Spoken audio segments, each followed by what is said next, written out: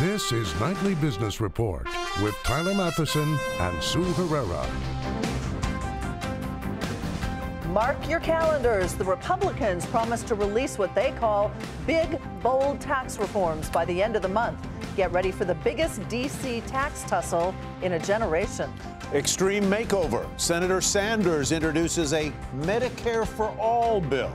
Its chance of passage is low, but the talk is becoming more mainstream.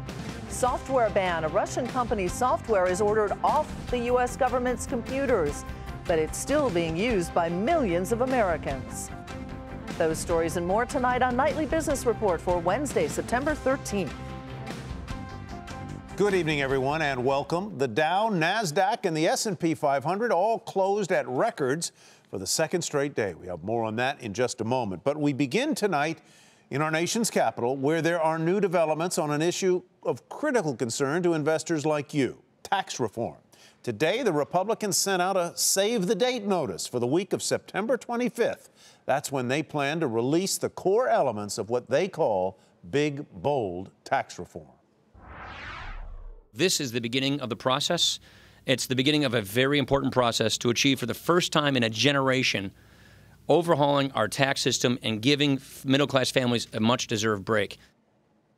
And as the GOP prepares for its legislative push, the president encouraging lawmakers to work quickly and made clear what he wants to see in the proposal. Make the tax code simple and fair. Cut taxes substantially. It'll be the largest tax decrease in the history of our country for the middle class. Encourage companies to hire and grow in America. And by doing that, we're going to have to reduce the taxes for companies. Right now, we're at 35% and really much higher when you add state taxes in. Ilan Mui reports tonight from Washington. The timeline for tax reform is starting to come into focus.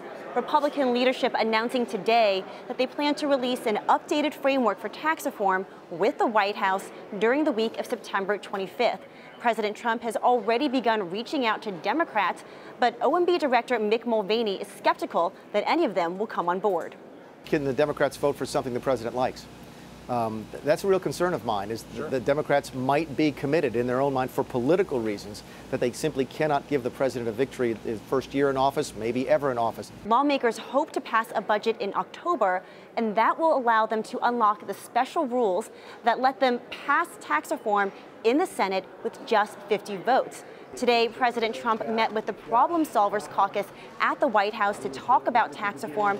They're a moderate, bipartisan group in the House, and I spoke with their Democratic leader, Representative Josh Gottheimer, about why he thinks President Trump wants to engage with their group, not just on tax reform, but also on issues like immigration and infrastructure. The president realizes that you get a lot more done working together, and there's a bunch of us who want to sit at the table and roll up our sleeves and get to work on issues like tax reform, on infrastructure, right? Making sure there is bipartisan support for DACA legislation, and now we just got to push it ahead and get it done. Asked if he thinks the GOP timeline for tax reform is realistic, Gottheimer said no, but hope does spring eternal here in Washington. For Nightly Business Report, I'm Ilan Mui on Capitol Hill. Not only do Americans care about taxes, but of course, also health care. And today, more than a dozen Democratic senators stood with Vermont Senator Bernie Sanders as co-sponsors of his bill for a government-run, single-payer health care system. We say the function of a rational health care system is to provide quality care to all in a cost-effective way, and not to continue a system which allows insurance companies and drug companies to make hundreds of billions of dollars in profits each year. The proposal would be phased in over 4 years. In the first year, the eligibility age would be lowered to 55 and include all children under 18.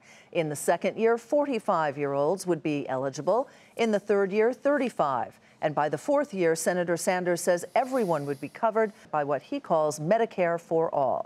But what would expanding Medicare for all look like? How much would it cost? And who would pay how much? Ipsita Smolinski joins us now to discuss. She's healthcare policy analyst at Capital Street. Ipsita, welcome. Good to have you with us. I'm going to ask you a simple question, and it's not about political practicality. We can set that aside. Is this a practical idea, a single-payer Medicare for all? If it were an idea that came up 40, 50, 60 years ago, then possibly. The problem with proposing it today is that we have Medicare, we have Medicaid, we have TRICARE, we have about 150 million Americans on insurance from their employer. So what we have right now is a patchwork system, and introducing this on top is, of course, expensive, but it's also just difficult. It's difficult to do, but I think 40, 50, 60 years ago, it may have been doable before these other programs came about in a big way. But does it become part of the conversation and perhaps part of a workaround this patchwork type of system? Well, I think it's a possible solution. I think the costs are troubling, 30 trillion. Some of the estimates are that high. We haven't seen any estimates for how it would be paid for. And it's alluring. If you're somebody with insurance, don't have to pay co-pays, you don't have to pay deductibles. But then there's also a flip side to that. Do we turn into Canada or the UK, where there could be a gatekeeper function from a set of government officials who are saying, yes, you can have that knee replacement, or no, you can't have that surgery? So there, at some point, would have to be an effort to contain costs. And I think consumers who like their choice right now with whatever insurance they have, if they are lucky enough to have it, might not like that. But don't private insurance companies have gatekeepers too that decide what drug is on the formulary or what kind of surgery is indicated and what they'll pay for it? They do. They absolutely do have prior authorization, and I think that's what you would see with this type of a program too. Again, if we're looking out 4, 5, 10 years, if this actually happens, which I don't think it will, but because you mentioned health insurers, I will say that there are some insurers that I think could like this type of an idea from a business perspective. That is, you have insurers that right now work with the government through Medicare Advantage and provide plan benefits to Medicare beneficiaries. They are also paid by the government for their services. I think some insurers like Aetna, United, Humana that operate in MA or Medicare Advantage could potentially, if this program is tweaked, for everybody's buy-in, could be actually profitable for health insurers. All right, Ipsita, thanks very much. I'm sure it'll be a discussion we'll continue over the months and maybe years. Ipsita Smolinski with Capital Street. Higher prices at the pump helped to lift the latest gauge on inflation. Producer prices rebounded in August by 0.2% thanks to a 9.5% increase in the cost of gas. Economists say that even though gas prices could rise further in September, a reversal is expected because of the glut of supply on the market. And as we reported at the top of the broadcast, there was a Wall Street hat trick as the three major indexes eked out big enough gains to close at record levels for the second consecutive day. Energy shares gained on a rise in oil prices, which offset a decline in technology stocks. The Dow Jones Industrial Average up 39 to 22,158. NASDAQ added 5, and the S&P 500 rose about 2 points, enough for an all-time closing high. The Department of Homeland Security today ordered federal agencies to stop using software made by Kaspersky Labs. This over concerns about that company's ties to Russian intelligence. But as Andrea Day reports, there are still thousands of businesses and millions of consumers still using that software. The government no longer trusts Kaspersky as a vendor. Trust issues brewing for years. Does Kaspersky, the Russian cybersecurity giant, have direct ties to the Russian government? The U.S. government now banning the software from all of its federal agencies, saying, quote, "The department is concerned about ties between certain Kaspersky officials and Russian intelligence. The risk that the Russian government could capitalize on access provided by Kaspersky products to compromise federal information and information systems directly implicates U.S. national security." Agencies have 90 days to remove the software. Michael Borochovsky is a former government contractor. Well, the problem is that Kaspersky is arguably the best antivirus software out there. Everybody is basically using Kaspersky. The General Services Administration, or GSA, has already taken the security firm off its list of approved government vendors. Founder Eugene Kaspersky worked in Russian military intelligence, even graduated from a KGB-run school. According to the company, Kaspersky software is used by 270,000 businesses, including those in energy, oil, and gas. In a lot of those sensitive systems, those machines that they're going to be running on are going to be air-gapped from the rest of the internet anyway, which quite literally means they're running on their own local network. As a result, it almost doesn't matter if there's a open back door to the Kremlin. At home, at least 400 million consumers around the globe use the software to protect their computers. That, according to Kaspersky. Last week, the software was taken off shelves at Best Buy. So what does it mean for you now that the government has banned the software? I would be very surprised if Kaspersky continued a few years from now to have significant market penetration. Kaspersky tells us, quote, given that Kaspersky Lab doesn't have inappropriate ties with any government, the company is disappointed with the decision, but also is grateful for the opportunity to provide additional information in order to confirm that these allegations are completely unfounded. No credible evidence has been presented publicly by anyone or any organization, as the accusations are based on false allegations and inaccurate assumptions. Kaspersky Lab has never helped, nor will help any government in the world with its cyber espionage or offensive cyber efforts, and it's disconcerting that a private company can be considered guilty until proven innocent due to geopolitical issues. Kaspersky Lab ardently believes a deeper examination of the company will substantiate that these allegations are without merit. And this isn't the first time that Kaspersky has shot down the theory. According to Borohovsky, the best course now would be to uninstall the software and replace it with a different brand. For Nightly Business Report, I'm Andrea Day. Still ahead, why paying for a smartphone is becoming a lot like leasing a car.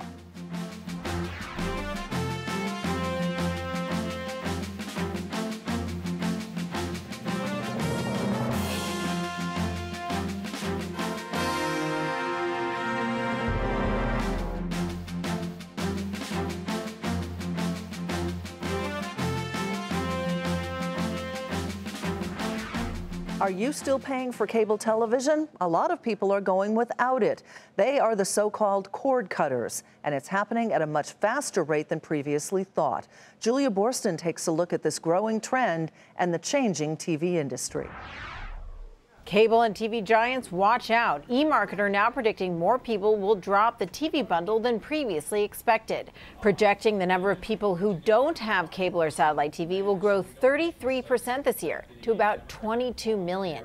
That's about 7 million more people than it previously projected. eMarketer isn't referring to the number of subscribers, but rather individuals without access to a pay TV bundle. So if a group of 4 roommates decides not to pay for cable, that's 1 subscription lost and 4 cord cutters. We see the trend accelerating. We see more and more people having more and more options to get the programming they want without having a traditional relationship with a cable or satellite provider. These new stormy forecasts come on the heels of Comcast CEO Brian Roberts reassuring investors about the company's warning that it could lose as many as 150,000 video subscribers this quarter. Roberts saying the trend is stable, just 50,000 net subscribers lost in the last 12 months. And Comcast, along with all the other media giants, is working to keep consumers in the bundle and to reach them outside of it. Comcast incorporating YouTube into its X1 cable service and looking at ways to segment its video offerings. And today at Goldman Sachs Media Conference, Viacom CEO Bob Bakish said his team is working on a new entertainment bundle in the $20 range, looking to launch it by December. There's clear data to suggest that a lower price point that doesn't include sports has consumer appeal. That's indisputable. What there hasn't been is a product in the marketplace yet in the U.S. I've said it before, we'll say it again. We are highly confident that a product will exist at this price point in the U.S. in this calendar year. 21st Century Fox's Lachlan Murdoch was more upbeat, saying they see no signs of subscriber declines accelerating, while they also see huge potential in new digital bundles. On top of those traditional and digital bundles, Murdoch predicts that every media company will also go direct to consumer as they try to compensate for those declines that eMarketer is predicting. For Nightly Business Report, I'm Julia Borston in Los Angeles. As you're aware, Comcast, which Julia just mentioned, is the parent company of CNBC, which produces this program. Dolby Labs spikes thanks to what else? Apple, and that is where we begin tonight's market focus. During Apple's product launch yesterday, the tech giant said a number of its new devices would support Dolby's video technology. Apple said the tech, called Dolby Vision, would provide the highest resolution possible and make online content even better. And with that, shares of Dolby Labs rose 9.5% to $59.07.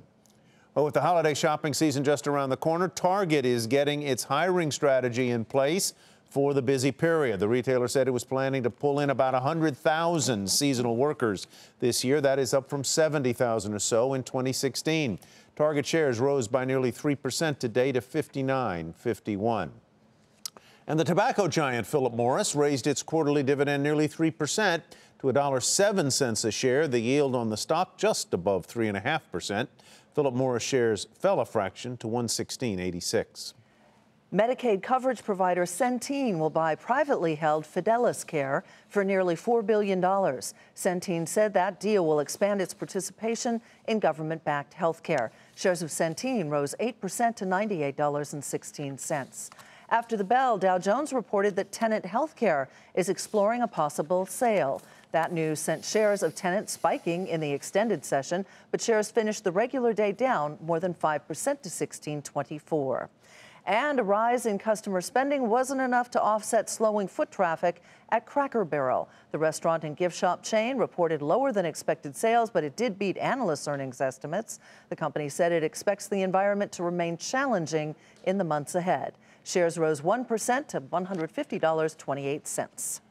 The CEO of Equifax issued an apology today. In an op-ed in USA Today, Richard Smith described the breach that has impacted 143 million Americans as the most humbling moment in Equifax's 118-year history. Mr. Smith said he is devoting extraordinary resources to make sure it doesn't happen again. But the apology did little to help the stock price.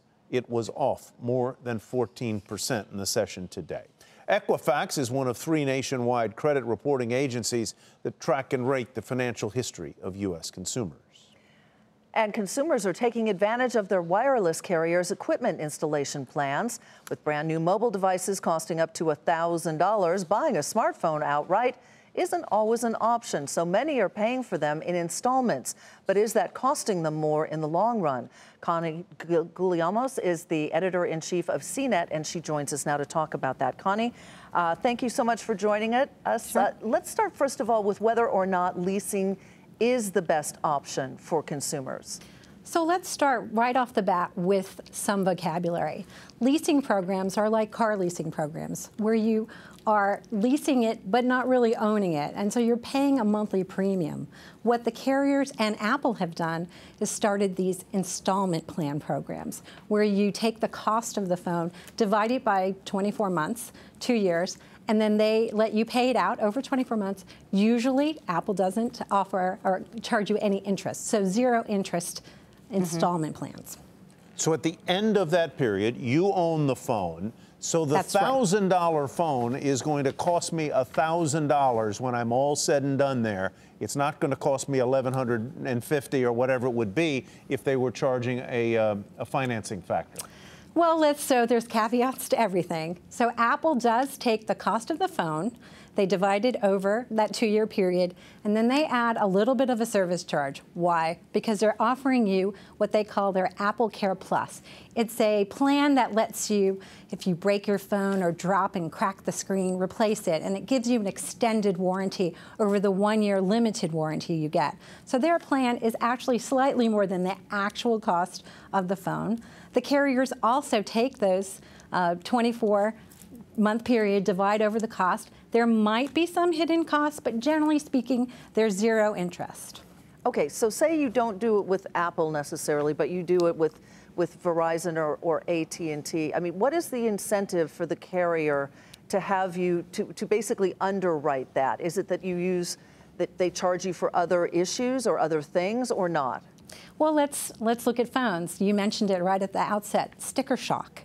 Phones today are costing anywhere from $700 up to $1,150 now for the top-end iPhone. So some people might pause before they say, I want to spend that much money on a phone. So this gives you a way to spread out the cost or that pain, and it allows you say you want a certain model and you want a higher end model, it lets you make that aspirational purchase that you might not be able to do because, again, the sticker shock. Very so quickly, what happens if I change carriers before I've paid off the whole phone? Yeah, you might be on the hook, probably, for continuing to pay it all off. But again, at the end, you own it. So then you can go onto eBay or one of the iPhone resale sites and sell it because it is your property. Okay, thanks, Connie. And I'll get your last name right this time. Thank you so much for joining us. Connie Guglielmo with CNET.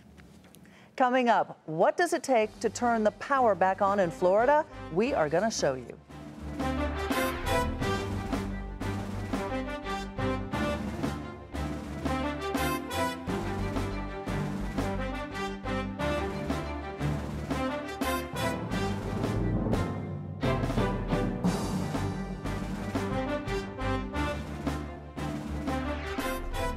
Low mortgage rates are enticing home buyers to apply for new loans. According to the Mortgage Bankers Association, weekly mortgage app volume rose 10% last week. Applications to buy a new home were higher, along with applications to refinance existing home loans. Experts say volume would have been even higher if not for the impact of Hurricanes Irma and Harvey.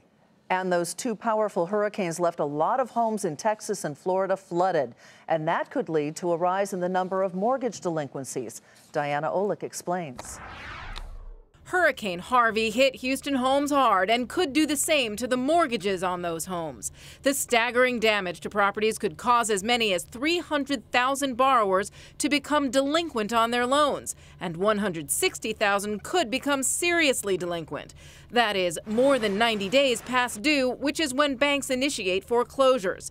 This all from Black Knight Financial Services, which compared mortgaged properties in Harvey's FEMA-designated disaster areas to those in Hurricane Katrina's. The numbers are now 4 times higher than originally predicted. Mortgage delinquencies in Louisiana and Mississippi disaster areas spiked 25 percentage points after Katrina. The same could happen in Houston. Homeowners will get some federal relief, but if rebuilding costs more than the principal in their homes, they could decide to walk away. It's obviously a really difficult decision for a lot of homeowners to simply leave their home and uproot their families and move somewhere else. And I think, only time will tell at this point how the whole process will work with submitting towards insurances, getting your costs covered, and what you have to pay out of pocket versus what help you can actually get when it comes to fixing up your home again. Turning to Florida and Irma, you cannot use the same comparison because Irma was more of a windstorm and not that much of a long-term flood disaster as Harvey and Katrina. That said, there are over 2 million mortgaged properties in Irma-related FEMA disaster areas, more than 4 times that of Katrina and twice as many as Harvey.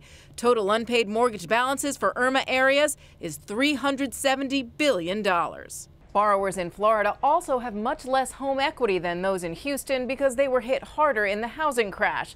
So if the math doesn't work for them as well, they could also walk away. For Nightly Business Report, I'm Diana Olick in Washington. Early estimates from Wall Street economists suggest that Hurricanes Harvey and Irma will have a negative impact on third quarter U.S. growth numbers. Goldman Sachs trimmed its estimate by 0.8%. Other firms have taken down theirs as well, but still have growth for the quarter coming in at roughly 2%, maybe a little higher. Most economists see fourth quarter numbers moving up, getting a lift as the rebuilding begins. Getting the power back on in Florida is key to getting that state's economy moving again. Millions are still in the dark following Hurricane Irma. But as Jackie DeAngelis reports, turning on the lights is a massive undertaking.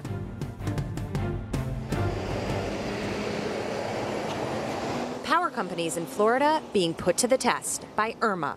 Across the state, about 6.5 million customers without electricity initially. Crews working swiftly to bring that number down to about 3.5 million today. Irma was basically an equal opportunity destroyer. There's parts of our southern territory in the central Florida that we're going to have to actually rebuild part of that. That's going to take a lot longer than a simple restoration. The transformers are the... Chris Reimel and his team at Duke Energy knew they'd be challenged. Florida's second biggest power provider is working 24/7 to reduce Duke's outages from 1.5 million to a little bit more than 800,000 on Wednesday. We've told people that they're going to be back in power by midnight on Sunday, this coming Sunday. Those pockets in the south, maybe a little longer. It's a 24/7 operation and probably won't stop for some time. While some communities never lost power or got it back quickly, it'll be harder to restore in the more damaged areas. Flood zones need to drain before crews can go in. Some systems will need to be entirely rebuilt. In the southern tier of what we call our Central Florida territory, a maelstrom of things happened there that basically destroyed their infrastructure. We have to go in there with new poles, new lines, and completely rebuild that part. It's going to take us a little bit longer to attack that. Residents have been patient, but it's hard to get back to normal when you can't turn on the lights. I've lost power for 5 days. I'm glad I'm getting it back today. I'm not impatient. I'm happy that everyone's out here now, as you can see, getting it together. Local crews in Florida also got help from thousands of teams in other states. It was a massive storm, and it's an equally massive undertaking to get Florida back in business. For Nightly Business Report, I'm Jackie DeAngelis in Ocoee, Florida. And finally tonight, dozens of celebrities came together last night to raise money for hurricane relief. The Hand in Hand benefit raised more than $44 million. Some of the donations include $5 million from Apple and $1 million each from Albertsons and Merck. According to Nielsen, more than 15.5 million viewers tuned in across the Big Four broadcast networks. And that does it for Nightly Business Report for tonight. I'm Sue Herrera. Thanks so much for joining us. And thanks from me as well. I'm Tyler Mathison. Have a great evening, everybody, and we'll see you back here tomorrow night.